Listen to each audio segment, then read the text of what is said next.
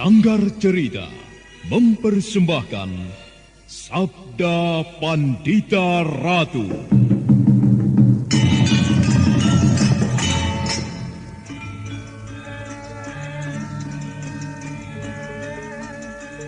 Apa yang kau lakukan di Kediri? Kau berkeliaran di jalan-jalan dengan berpakaian compang-camping seperti pengemis. Sebuah cara yang sangat sempurna untuk menyembunyikan jati dirimu yang sebenarnya. Kalau kau melihatku dalam keadaan seperti ini, karena memang seperti inilah aku akan mengamuk. Aku akan mencari kematian. Bumi ini sudah terlalu lama ketempatan tubuhnya yang penuh kotoran. Sekaranglah saatnya aku menemukan jalan kematian yang paling sesuai. Aku Kumbakarna. Akulah Kumbakarna.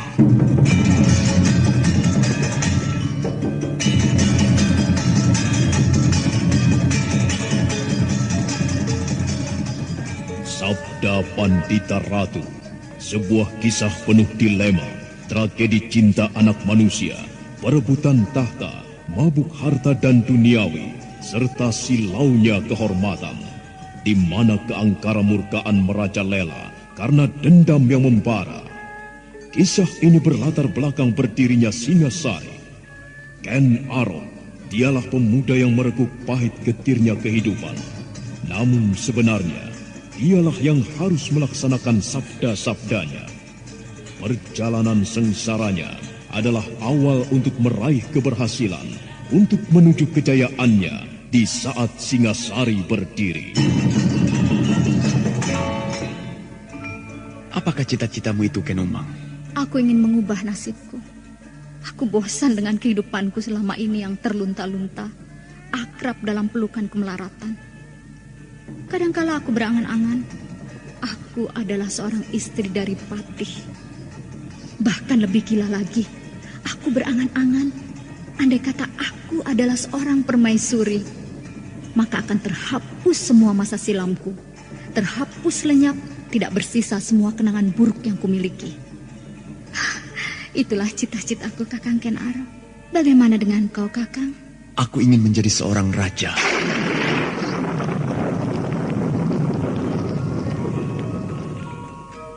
Sabda Pandita Ratu. Naskah ditulis oleh Pondra Swastilangit, diolah oleh Agung Bahrodi, didukung oleh artis-artis terkemuka Ferry Fadli, Eli Ermawati, M. Abud, Ivone Rose, dan lain-lain. Teknik dan montase Ibing Arifin, dengan sutradara Dian Pertiwi. Sabda Pandita Ratu. Kali ini dalam episode ke-15 dengan judul Singasari.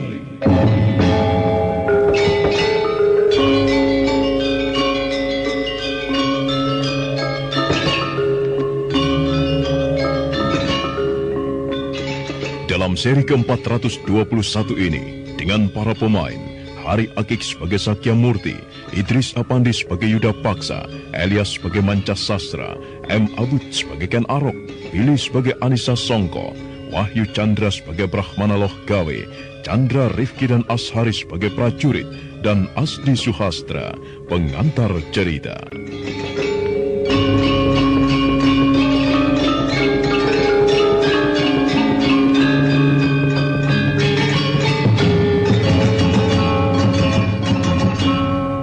Mancas Sastra bergegas meninggalkan Tumenggung Yuda Paksa yang nampak cemas dengan perkembangan itu.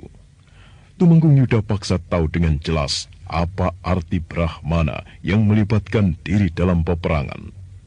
Tumenggung Yuda Paksa kemudian bergegas menuju ke sebuah menara tinggi yang sering disebut sebagai Sangga Bawana. Dari atas, Panglima pasukan Kediri itu melihat medan perang.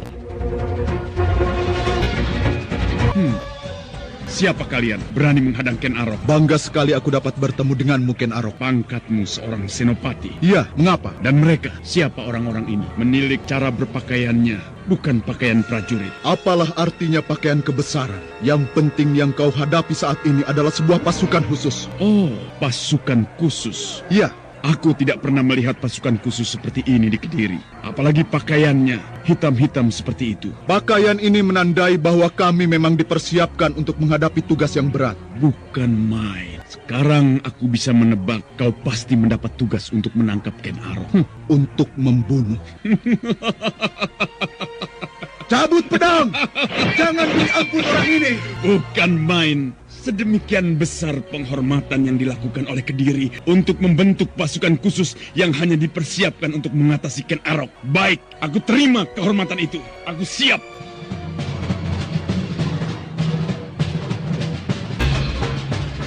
Senopati Anis dengan 10 orang pasukan khusus yang memang dipersiapkan untuk menghadapi Ken Arok itu mulai bergerak. Mereka berjalan memutar perlahan-lahan dan dengan tatapan mata yang tajam dan pedang-pedang yang erat teraju, siap mencari setiap celah dan kemungkinan. Pasukan khusus macam apa ini? Hei, mengapa kalian tidak segera bergerak menyerang? Apakah kalian sengaja mengajakku untuk bermain putar-putaran seperti ini? Ya! Ya!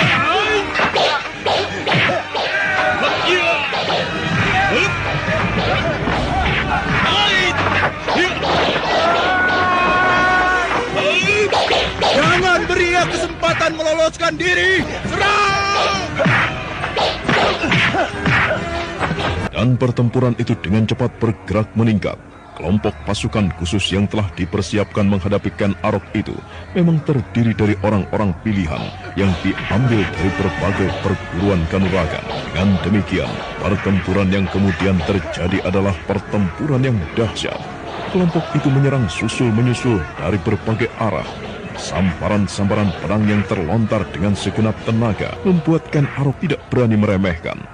Setinggi apapun ilmu kanuragannya, namun yang dihadapi adalah sebuah kelompok khusus yang luar biasa. Dalam pada itu, dari puncak bangunan Sanggabawana, Tumenggung Yudapaksa, panglima perang pasukan Kediri, terus mengamati peperangan yang terjadi melalui penghubungnya. Dan dia memberikan perintah-perintah.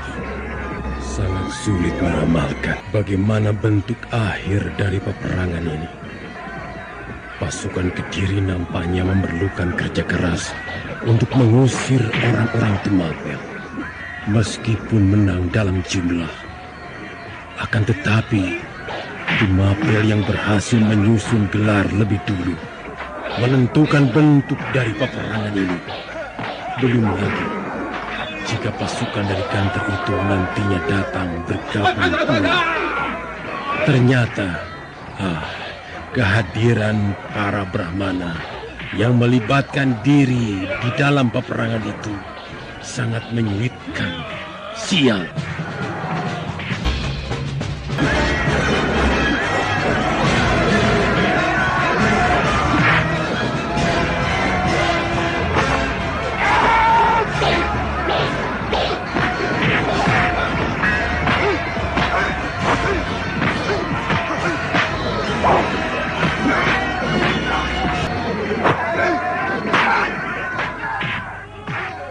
Kenapa kau ragu-ragu, prajurit?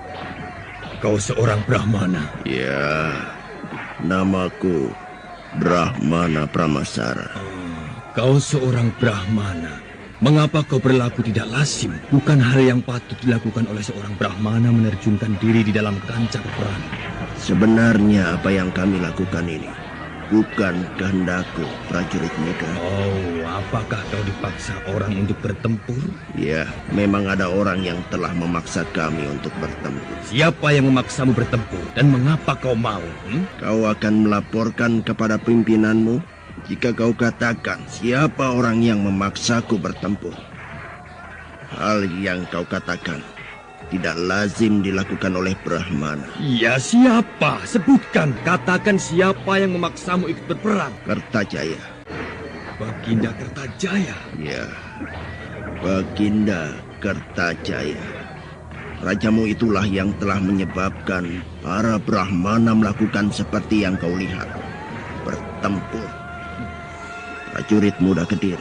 Sebaiknya kau menggunakan akal sehatmu atau hati nuranimu untuk membela apa kau berperang ini. Kalau kau setuju, bergabung saja dengan prajurit Tumapel. Nasib Kediri sudah tidak akan dapat dipertahankan lagi. Percayalah, anak muda. Kau pandai meracuni hati lawanmu, Brahmana.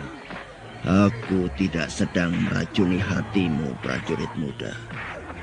Tetapi pertimbangkanlah, untuk apa kau membela Kertajaya yang sudah keliru melangkah itu? Ada dasarnya, tidak ada yang abadi di dunia ini. Segala sesuatu selalu berubah. Dan perubahan itu sendiri yang kemudian menjadi abadi. Sang waktu berjalan terus, menghantarkan Kediri yang dilanda peperangan itu mendekati waktu malam di halaman istana Kediri. Oh, kau melihat sesuatu yang mencurigakan? Iya. Orang yang berdiri di sana itu maksudmu? Oh, sejak tadi aku mengamatinya. Dia berdiri di sana. Mungkin ia akan melakukan sesuatu yang merugikan keamanan istana. Ayo, kita dekati. Siapa sebenarnya orang itu? Oh, baiklah. Siapa kau? Mengapa kau berada di situ, ah? Orang yang berdiri dan menarik perhatian karena sikapnya yang mencurigakan itu kemudian menoleh. Orang itu tidak pergi menjauh, tetapi malah datang mendekat. Siapa kau? Benarnya aku bisa memasuki halaman istana ini dengan sesuka hatiku. Gila. Siapa kau? Prajurit muda, lamat-lamat aku masih bisa mengingatmu. Tetapi, apakah kau lupa dengan aku? Oh, Tuan, bukankah... Hadapkan aku kepada Baginda. Dengar, sebenarnya aku bisa menghadap Baginda tanpa siapapun bisa mencegahku. Akan tetapi, aku ingin menghadap Baginda dengan cara yang semestinya. Tetapi Tuan, Ada apa? Siapa sebenarnya orang itu? Kau perhatikan baik-baik. Apakah kau memang sudah lupa? Gusti Temenggung Murti Wandawa. Iya. Prajurit muda, antarkan aku menghadap Baginda. Aku harus ikut bertanggung jawab dengan perkembangan yang terjadi. Cepat, supaya kau tidak kehilangan waktu cukup banyak. Tetapi Tuan adalah buronan Kediri. Kalau begitu, tangkaplah aku. Hadapkan aku kepada Baginda Kertajaya. Kami menangkap Tuan. Iya.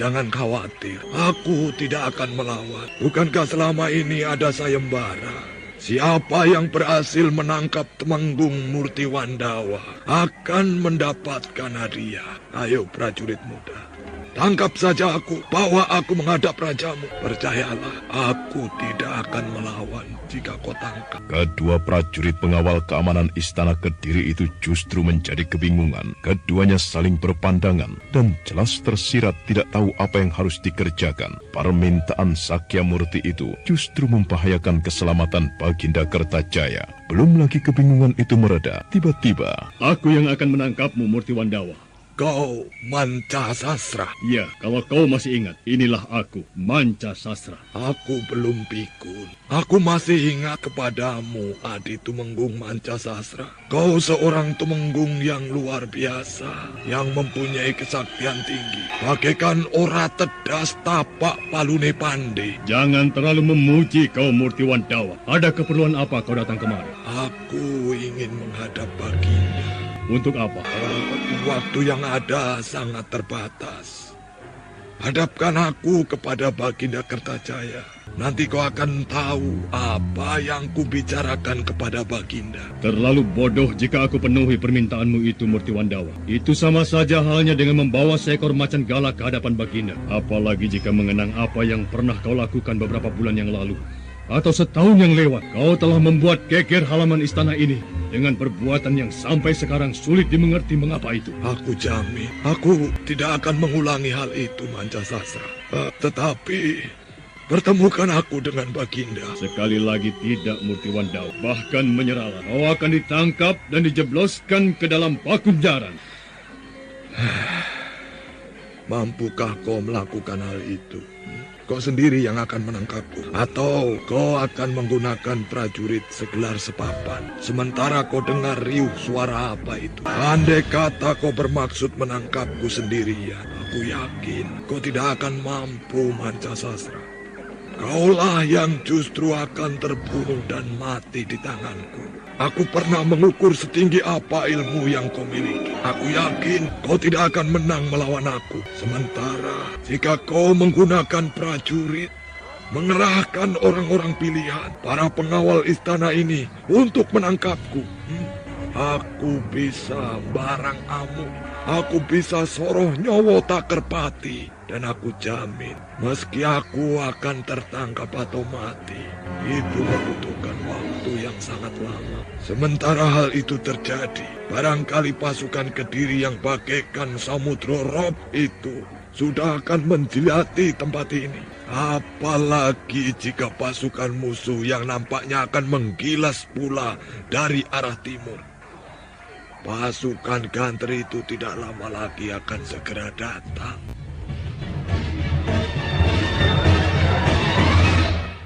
Kata-kata itu sedemikian tajam menusuk ke dalam telinga Tumenggung Mancasasra, dan mau tidak mau dia harus mempertimbangkannya.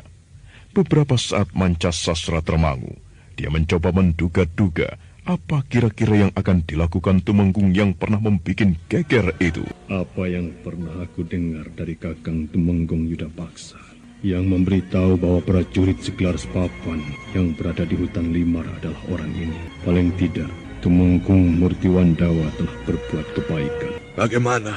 Aku yang mendapat wewenang mengamankan istana pada saat ini. Jangan salahkan aku jika aku sangat menaruh curiga kepadamu. Katakan, apa sebenarnya yang kau kehendaki? Kau akan menyesal jika kau tidak segera mengambil keputusan membawa aku menghadap Baginda Kertajaya. Sebenarnya, aku bisa menghadap Baginda dengan cara lain. Aku mengenal sudut-sudut istana ini seperti aku mengenal diriku sendiri. Kalau kau memang keberatan, baik, aku akan pergi. Dan biarlah aku menjadi penonton perang dahsyat ini. Tunggu. Bagaimana? Baik, aku bawa kau menghadap Baginda. Sejalan dengan waktu yang terus bergerak, maka keadaan di medan pertempuran semakin parah. Kediri yang semula berharap pertempuran akan terjadi di luar kota raja, benar-benar tidak mengira pasukan Tumapel telah baris pendem di tempat yang sedemikian dekatnya. Hutan Limar, maka mayat-mayat pun bergelimpangan di mana-mana, berbaur dengan rintih kesakitan, dan bahkan umpatan kasar dari para prajurit, baik yang sedang bertempur, bahkan juga umpatan kasar dari beberapa orang yang terluka parah dan berada di saat menjelang kematiannya. Tumenggung Yudapaksa yang telah turun dari menara Sanggabawana, turun dan siap menerjunkan diri langsung ke dalam medan pertempuran. Akan tetapi, siapa yang kau tandu itu, ha? Senopati Anis, Gusti. Hah? Anis? Apa yang terjadi? Ken Arok memang gila, Gusti. Orang itu benar-benar gila. Apa yang terjadi dengan pasukan khusus yang kau pimpin untuk menumpukannya itu, ha? Senopati Anis, Ya, jangan Gusti. mati dulu. Ayo katakan apa yang terjadi. Mereka tumpas semuanya, Gusti. Tidak ada siapapun yang mampu menahan geraknya. Tidak ada siapapun yang mampu membendungnya, Gusti. Ia mengaum. Hah? Gusti, aku sudah tidak kuat lagi. Aku titip. Titip apa? Aku titipkan anak dan istri, Gusti. Anis, Senopati Anis. Sudah mati. Mati muda kau. Singa liar padang karautan. Aku ingin mencobanya sekarang. Setinggi apa ilmu kanuragan yang dimiliki pemuda gila itu? Penghubung! Hubungi Temenggung Aryo Bancak. Suruh orang itu menarik pasukannya kembali ke dalam istana. Ken Arok harus diuruk dengan sejuta bangkai. Tetapi bukankah Gusti Tumenggung Aryo Bancak harus menghadapi pasukan Ganter, Gusti? Aku perintahkan kepada Tumenggung Aryo Bancak untuk menarik pasukannya kembali ke kota raja. Kau dengar suara-suara itu? Kota raja harus dipertahankan. Percuma pasukan yang dipimpin Temenggung Aryo Bancak itu dapat menghadapi Ganter kalau kota raja ini digilas Tumapel. Baiklah. Apa yang kau bawa dari kota raja, Japana? Kota raja dalam keadaan gawat, Gusti. Sebaiknya Gusti Tumenggung berbuat sesuatu. Sesuatu apa? Gusti menarik pasukan kembali ke kota raja untuk membantu Gusti Yudapaksa.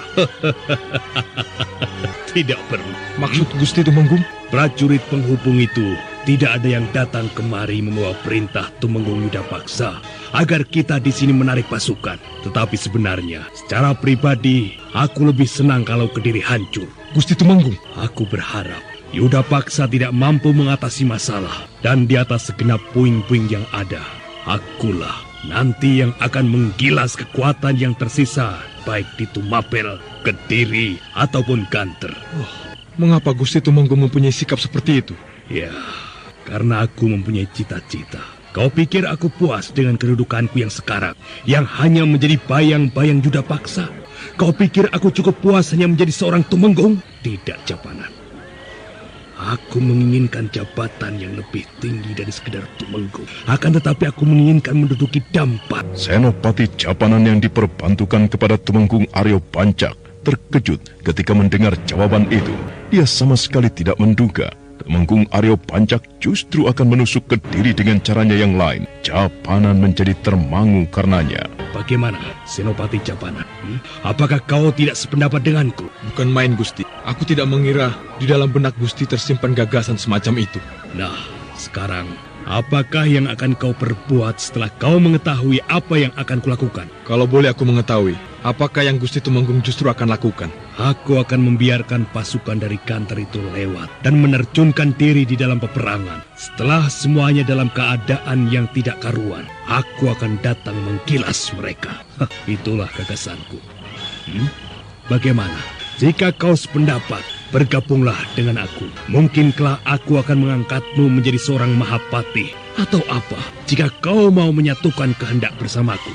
Bagaimana? Dada Senopati Japanan berdesir. Jiwa keprajuritannya merasa ada sesuatu yang tidak sepatutnya. Namun Senopati itu harus mempertimbangkan segala sesuatu. Sementara itu adalah pada waktu yang bersamaan di ruang dalam istana Kediri, Baginda Kertajaya merasa amat tegang ketika Mancasastra menyampaikan permohonan Murti Wandawa yang ingin menghadap. Benarkah yang kau katakan itu, Mancasastra? Hamba, tuanku. Bagaimana kalau Murti Wandawa itu berbuat gila dan membahayakanku? Hamba dan para prajurit akan melindungi Baginda. Baiklah, aku akan menemuinya. Kau Murti Wandawa? Hamba, tuanku. Hamba mengaturkan sembah. Kau telah menjadi buronan. Kau pintar. Datang ke istana justru pada saat Kediri dalam keadaan seperti ini. Apa perlu Murti Wandawa? Hamba menyarankan agar tuanku segera pergi dari istana. Kurang ajar. Kau sadar dengan apa yang kau katakan itu, Murti Wandawa? Hamba, Baginda, hamba belum gila. Karena itulah hamba mengatakan, sebaiknya Baginda segera meninggalkan istana. Kediri akan hancur dalam peperangan ini. Keparat, kau mengecilkan arti Kediri. Sama sekali tidak, Baginda.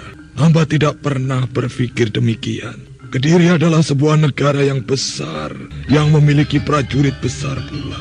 Akan tetapi yang kita hadapi adalah Tumapel, Baginda, yang dipimpin oleh Kenaro. Sedang dari arah timur, pasukan segelar sepapan pula dari Ganter siap menyerang. Biarpun Ganter akan menyerang bagai samudra, Rob, namun Tumenggung Aryo Banca pasti akan dapat menggilasnya. Sayang sekali, Baginda tidak melihat bagaimana keadaan yang sebenarnya. Meski Ganter datang dari arah timur, namun pertempuran yang dahsyat itu tidak akan terjadi, Baginda. Gila, apa maksudmu, Sakyamurti? Karena Tumenggung Aryo Bancak mempunyai perhitungan tersendiri.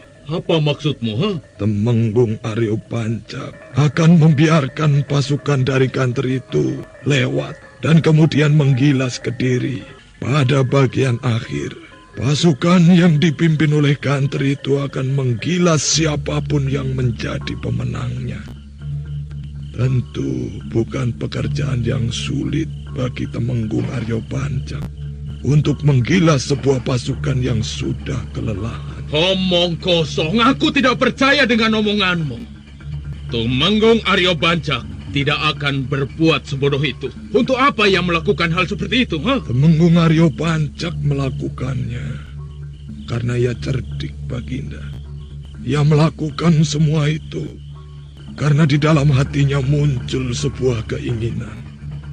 Bagaimana rasanya duduk di atas singgasana? Baginda Kertajaya menggeretakkan gigi. Matanya menyiratkan kemarahannya.